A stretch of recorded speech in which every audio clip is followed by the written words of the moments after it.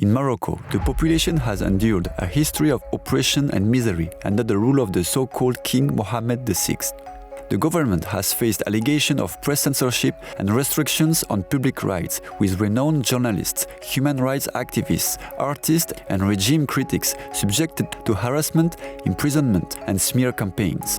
The king faces mounting criticism too over opulent spending, persistent socio-economic disparities within the countries, and close ties with Israel.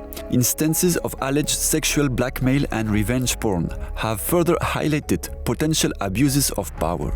The suffering of the people is compounded by poverty, lack of jobs, and oppressive security measures.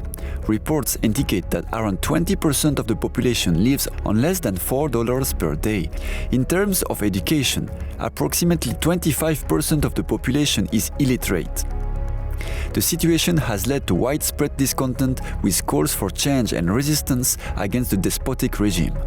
We ask our brother Mohammed, the Bishop of Morocco, to comment on the situation. We have a few questions for you today about the King of Morocco. And we'll start with this question. Is that correct that this man pretends and claims he is divinely appointed? Well, to understand a little bit of this, we have to go back a little bit through history and why this so-called king is claiming this big claim. He's claiming that he's from Imam Ali's lineage through Imam al-Hassan, and which we know it's false. Our leader, Abbas Sadiq, told us that it's a false claim. But the early Moroccans, they were followers of the Ahlul Bayt, so maybe they had this idea of the ruler should be from the Holy Prophet. So he plays on that card to legitimate his rulership over the Moroccans. According to countryreports.org, Moroccans are suffering from high unemployment, poverty, and illiteracy. So how is their king living so lavishly? What was for you like to grow up in Morocco? Was it something like to grow in a divine just state? I think it's a bit blasphemous to even compare these two states. It's like comparing the positive and the negative. You can't. There was a lot of injustice. Basically, money talks. If you have money, you live good, and if you have no money, you don't live. You just watch. The so-called king of Morocco, Mohammed VI, is a businessman. He's just thinking about his own interest, his own family and friends.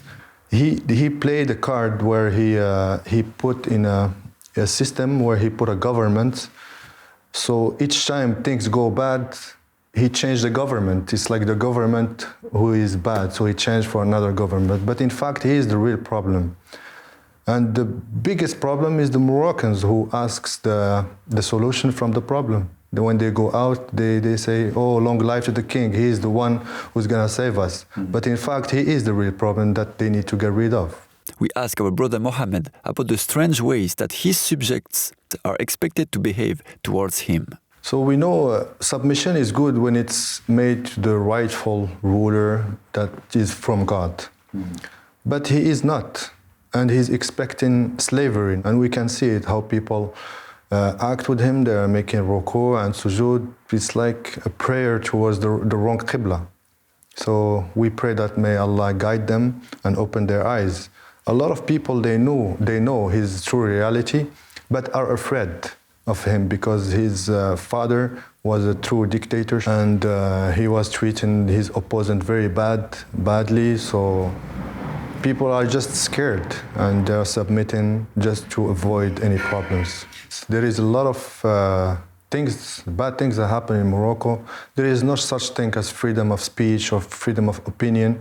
There is that only on the constitution, like black on white. But in reality, when you come to the field, if you say something against that family or any of their entourage, you will just disappear. And that happened many times. That's why even people now are afraid to just talk about their basic needs. Thank you, Mohammed. You are welcome. Thank you for having me. Back to the studio.